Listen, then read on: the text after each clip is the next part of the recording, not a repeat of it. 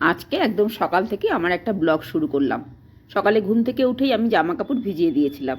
আমি সেটাই করি, যেদিন কাপড় কাচার থাকে সেদিন সকালে উঠেই ভিজিয়ে দিই। অনেকটা সময় পাওয়া যায়।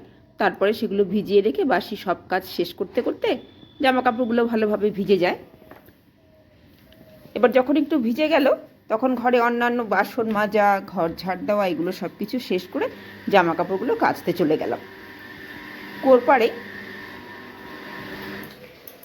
কুয়োতলাতেই আমি জামা কাপড় কাচি।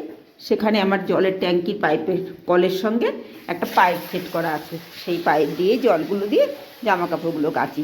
এখন আর কুয়ো থেকে জল তুলতে পারি না, আগে কুয়ো থেকে জল তুলেই কাজ করতাম।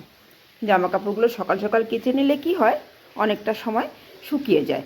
না হলে বেলা বেলা করে কাচলে এগুলো শুকায়, তারপরে আবার উল্টে দিতে হয় মাঝে মাঝে, সেটা আর একটা ঝঞ্ঝাট থাকে। সেই জন্য আমি সকাল সকালে জামা কাপড়গুলো কেচে দিই। আচ্ছা, আমার এই ব্লগগুলো আপনাদের কেমন লাগে বলুন তো। আমি মাঝে মাঝে সেখানে এই ভিডিওগুলোতে তুমিও বলে ফেলি। কেন?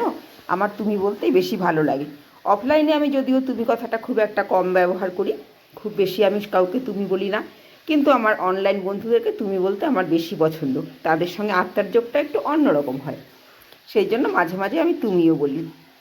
জামা কাপড়গুলো একটু মেলে দিয়েছিলাম, এগুলো একটু উল্টে দিয়ে আসলাম। তারপর আমার ছাদে যেই সমস্ত ফুল গাছগুলো আছে সেগুলোকে একটু টবগুলো টানাটানি করে দিতে হবে। সেটা না হয় একদিন অন্য আর একদিন দেখাবো, এই টবগুলোকে ঠিকঠাক করা। তারপরে সেখান থেকে নেমে স্নান পুজো শেষ করে নিলাম। আমি সকাল সকালে স্নান পুজো করে নিয়ে রান্না বসিয়ে দিয়েছিলাম। স্নানটা পরে করতে গেলে ভীষণ দেরি হয়ে যায় পুজো দিতে। এবার এতটা সময় আমরা সকালবেলা থেকে স্নান করে খাওয়া দাওয়া করবো, আর ঠাকুর না খেয়ে থাকবে এতক্ষণ, সেই জন্য আমি সকালেই ঠাকুরের পুজোটা দিয়ে নিই। একটু আর মাছ ছিল, সেই মাছটা দিয়ে ফুলকপি দিয়ে তরকারি করব। আর মাছটা একটু ভেজে নিলাম, তবে কড়া করে ভাজিনি, আর মাছ একটু কম কম ভাজলেই ভালো লাগে। মাছটা ভেজে নিয়ে ফুলকপিটা দিয়ে তরকারি করব। এই ফুলকপিগুলোকে, এখনকার ফুলকপিগুলো এই মাঘ মাসের দিকে যেই কপিটা পাওয়া যায়, একটু ডাঁটাগুলো বড় বড় হয় এবং ডাঁটাগুলো কিন্তু ভীষণ কচি হয়। ডাঁটাগুলোকে একটু মাঝখান দিয়ে চিড়ে দিলেই এগুলো একদম সেদ্ধ হয়ে যায়। আমি আর ভাপিয়ে নিইনি কপিটা, তেলে একটু ভেজে নিলাম। তেল আমরা একটু খুব কমই খাই, অনেকটাই কম খাই। আর আমি না এক সোমবারই তরকারি করি। আপনারা কি এক সোমবার তরকারি পছন্দ করেন, নাকি ডবল করে সোমবার দেন, মানে একবার রান্না করে নিয়ে তারপরে আবার সোমবার? আমাকে জানাবেন কমেন্টে। আমি ফুলকপিটা ভেজে নিলাম, এবার আলুটাকেও আবার একটু জিরা ফোড়ন দিয়ে আলুটাকে ভেজে নিলাম। খুব বেশি ভাজি না, আমি ঢাকা দিয়ে দিয়ে ভাজি, যে একটু সেদ্ধ সেদ্ধ হয়ে যায়। তেলের পরিমাণটা বুঝতেই পারছেন কতটুকু তেল দিয়েছি। খুব কম তেলেই আমাদের ঘরোয়া রান্না হয়।